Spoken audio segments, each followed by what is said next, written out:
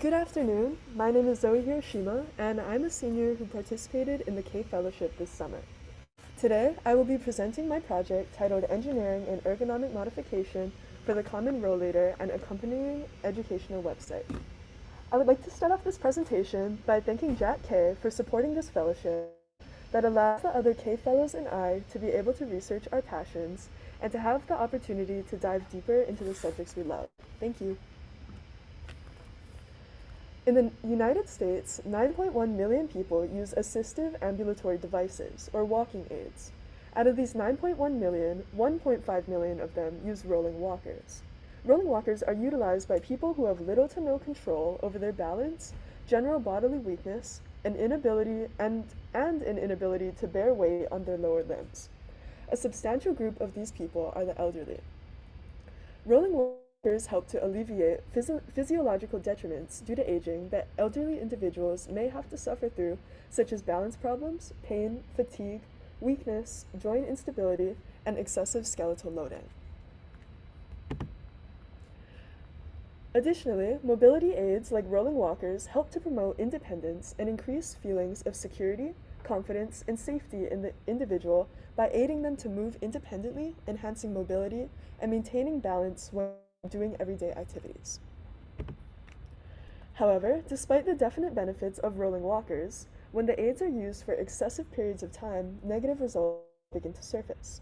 Constantly using mobility aids such as rolling walkers perpetuates damaging forces that can cause a persistent stress on the upper limbs, as they are what supports an individual during the use of the rolling walker. This stress can contribute to pathologies such as tendinitis, osteoarthritis, and carpal tunnel syndrome, which could be detrimental to an elderly individual. Furthermore, misuse in... Oh, you can't see that, sorry. Oh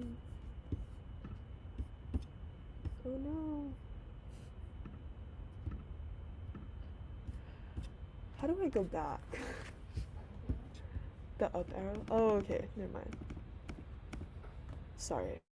I just realized you can't see my text if this bar is here. That's okay. Furthermore, misuse and misinformation regarding mobility aids is prominent amongst elderly users and can be extremely harmful. Studies indicate that there is a high percentage of abandonment in these devices among elderly individuals, with 30 to 50% of users disregarding their aids soon after receiving it. Misinformation regarding the selection of specific mobility aids is suggested to develop additional disabilities for the user because of the extra and unnecessary forces that the body has to accommodate for. Despite there being existing studies on advanced models of walkers with robotic modifications, there are no prior research projects that explore the benefits and achievability of an accessible modification for everyday use. Many beneficial walkers with ergonomic designs that differ from the standard walker or rollator range from being $200 to $500, extremely out of the financial capabilities of most people. Additionally, misinformation regarding these devices are extremely detrimental to users, as implementing misinformation about walkers into their lives and the way they use the aids can cause unnecessary damage. Education on rolling walkers can also prove to be useful, as many elderly users do not know that there are different models of walkers, despite the fact that there are many helpful additions that could be purchased and utilized. This brings me to my research questions for my project.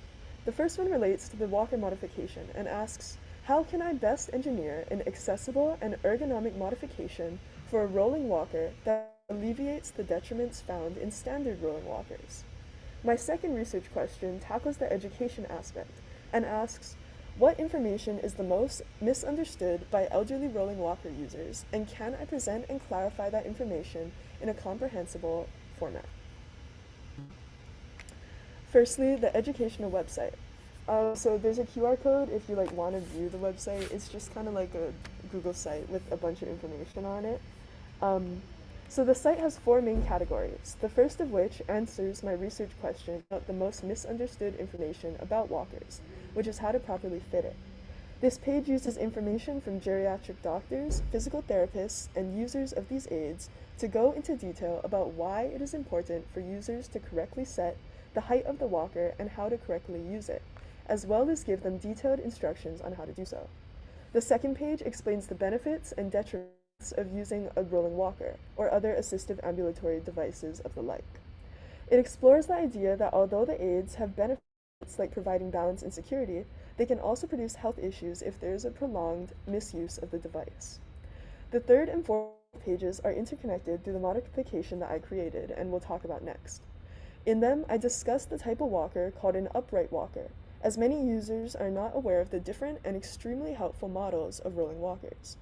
The fourth page, titled Rolling Walker Modification, goes into detail about the modification I created and the process of its creation. This site is meant to be targeted towards the caretakers and friends of the families of the elderly walker user, as they would not be prone to using websites themselves.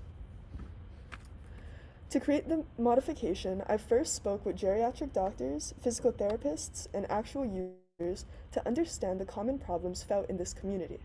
When speaking to the geriatric doctor and physical therapists, the majority said that having an incorrectly fitted walker was the most detrimental mistake. This is because if a walker is set at too high of a height for a user, the physician is unable to use it for stability purposes, and the device is unable to aid the user. On the other hand, if the device is too short, the elderly individual could develop a forward-leaning posture that will result in lower back pain, as well as excessive forces on the arms, hands, and wrists. Doctors also recalled an instance in which the rolling walker user, who had a cognitive impairment, forgot to lock the brakes on her rollator and suffered a fall. When speaking to users, they shared the same feelings, saying that handbrakes are a factor that triggers them, especially those with arthritis or a generally weak grip strength. I formulated my engineering goals for the modification. These can be broken up into two categories: accessibility and ergonomic design. Regarding accessibility, recall that most modifications or ergonomic models sell for $200 to $500. I wanted to remedy this by using materials commonly found in hardware stores and create a design that could be replicated without expertise, but still function as a beneficial modification. For the ergonomic design, I took the feedback from users, doctors, and physical therapists to determine that the modification should include a reverse brake, that instead of a grip brake that requires pressure from the hand to stop the aid, a brake that is always locked until pressure from the forearm is applied. The design should also feature an extension to the handles to promote an upright posture. To begin this process, I first sketched out a design of a rollator that was generously donated to my project. The design on the left includes an adjustable support beam, a forearm rest, a hand grip, and a forearm brake. On the right is a more in-detail diagram of the forearm rest, brake, and hand grip design. This was the design that I decided to use in my project. As affordability was a main part of my project, I visited a local hardware store for my supplies, all of which totaled for around $40. These supplies included 10 feet of half-inch PVC piping, PVC elbows, cement, and bicycle hand grips. By utilizing the hardware's free PVC cutting, I was able to measure and cut the PVC into the lengths that I've specified. To begin assembling the modification, I first drilled holes in the longest PVC parts to accommodate users of different heights. I then used the elbows and shorter pieces of PVC to create the forearm rests, ultimately creating the frame of the modification. To create the reverse brake component, I continued to use the brake already installed on the rollator, but tweaked the springs so that when pressure was applied, they would loosen instead of tighten. I then used parts of the previous handle brake to go onto the frame I created, and added the bicycle grips onto the handbar to finish the reverse brake system. This finished modification is able to achieve the engineering goals I set at the beginning of this project, which were affordability and ergonomic design. Comparing the two prices, my modification introduces an extremely low price that would be accessible to many people, contrasting with the expensive models that are on the market now.